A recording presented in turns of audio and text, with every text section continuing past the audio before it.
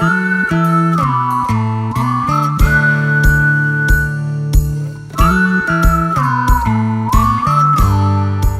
is Pub Battles, the Gettysburg scenario, my command post series, where the commentary is delivered from the command post of one side. Today, this is the Union command post. Buford's cavalry has been ordered west, anticipating the arrival of the Confederate Army. General Reynolds leads his corps up the Emmitsburg Pike to offer support. Buford has sent us reports of a strong Confederate force moving up the Chambersburg Pike. We were not expecting to fight here as we sit back on Pipes Creek, but General Meade asks, is it good ground? Scouts report hearing gunfire towards Gettysburg.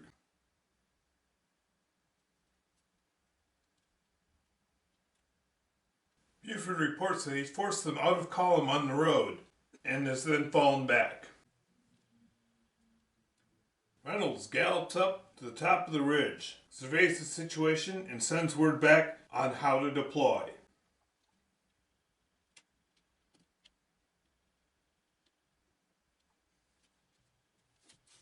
He sends word to Wadsworth, deploy the 6th and 7th Wisconsin on our right.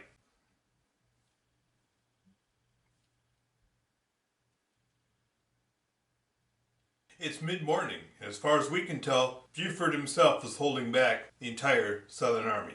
We eagerly await our reports to find out what's gone on later in the morning.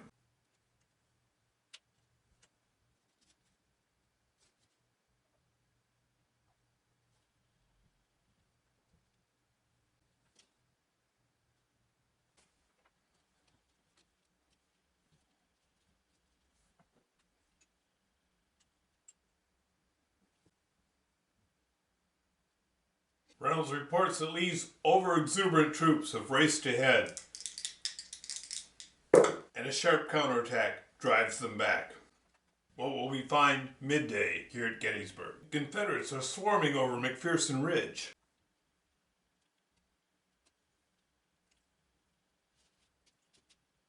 Howard reports that he has moved to intercept them.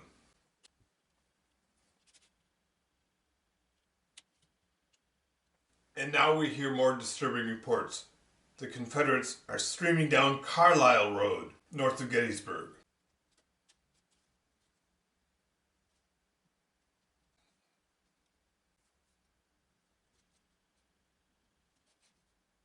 Reynolds reports that his men are falling back from the southern onslaught.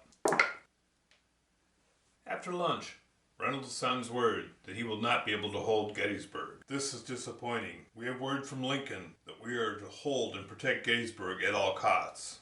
Towards mid-afternoon, Reynolds confers with Howard on Cemetery Hill. Howard has sent word that he has told Reynolds to hold Gettysburg, and he will ensure he doesn't get surrounded. Reynolds has released Raleigh's division to Howard's corps. Reports of a large Confederate force in the north, and the Confederates have slammed hard into the Iron Brigade. Buford's cavalry is keeping watch on the Confederate flank. Howard's corps drives hard to push back the Confederates.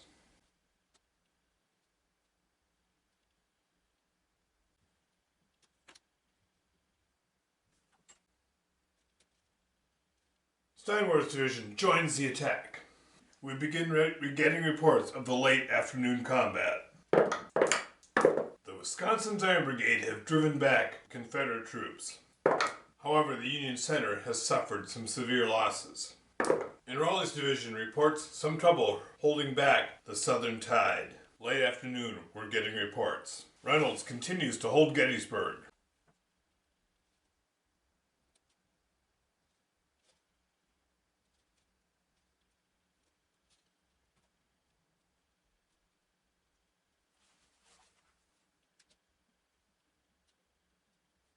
Howard reports he's driving hard across Cemetery Ridge. It is a hot contest all along the line.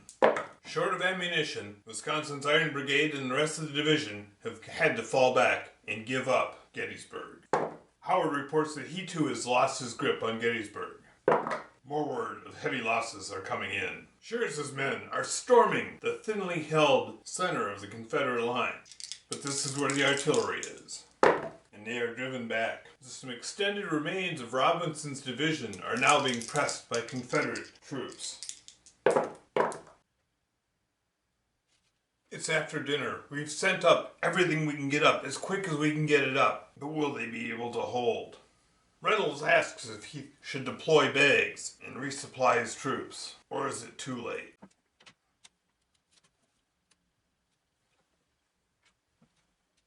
Sickles rides ahead of his troops. As we're here, we can hold. Where do you need us? Howard pulls his men back to Cemetery Hill.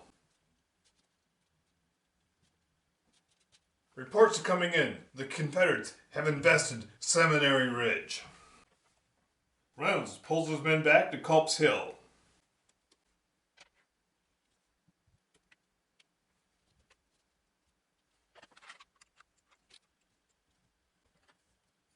And Slocum comes racing up the road saying his corps is on its way. Howard reports that on our left flank, Raleigh's division has completely collapsed. Hopefully, Sickles' men can secure our left flank. And reports come in that the Confederates are on Cemetery Hill. The Union commanders have set up a command post on Powers Hill. In the fading light of the evening, can Howard and the rest of the corps commanders that are there establish some sort of defense? The Confederates are swarming everywhere.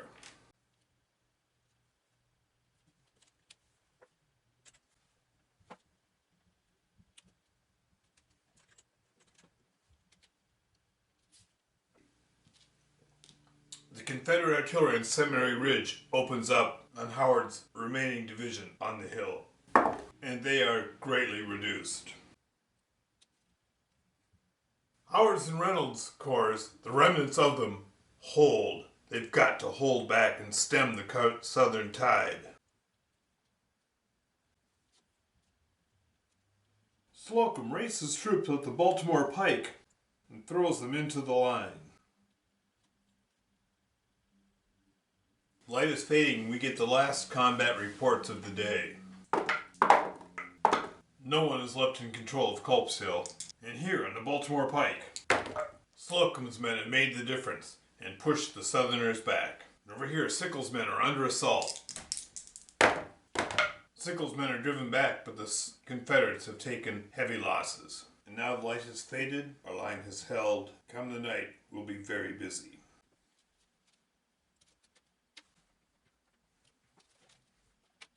Hancock and Meade are coming up the road to join us in the tent, but their troops are caught back in traffic.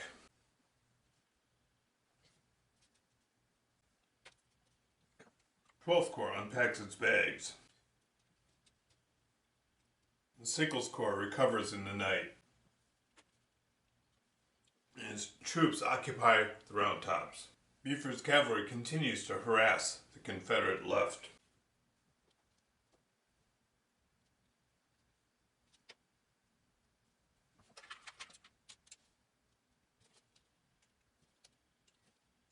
In the evening, we bring up our artillery.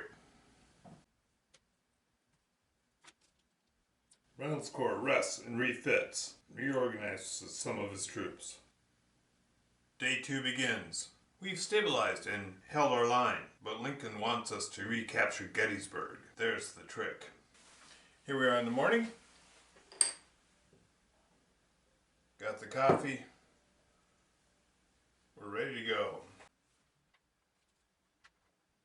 5th Corps has been racing all night, and they run smack dab into the artillery. All that racing for nothing. The artillery is told to move along.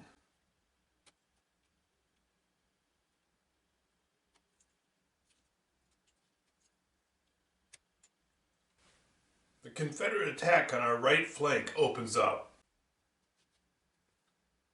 Buford's cavalry falls back, making sure nothing gets around the right flank.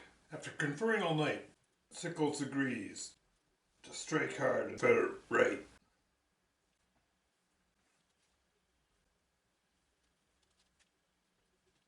Howard's Corps rebuilds. The South extends their flank. They accelerate their assault.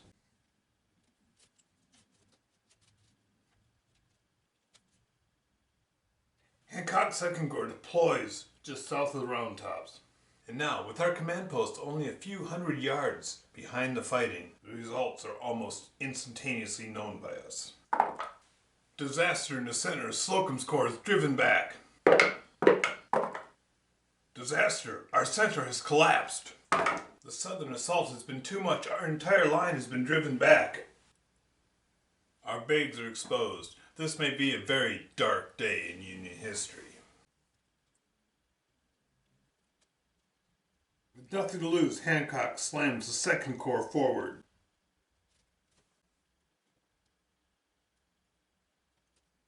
Sickles drives forward with his corps. A.P. Hill breaks through the line.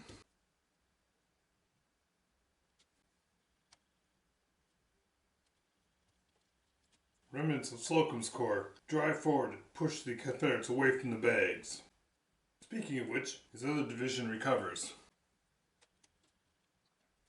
But it is not enough. The Southerners break through. They overrun. We've collapsed in the center. We're broke. Always the heroes, the artillery is setting up. But there's nothing they can do. The early morning assault was too much. Our shocked and stunned troops, after an entire previous day of being driven back and losing, found this to be too much. Lee has won Gettysburg.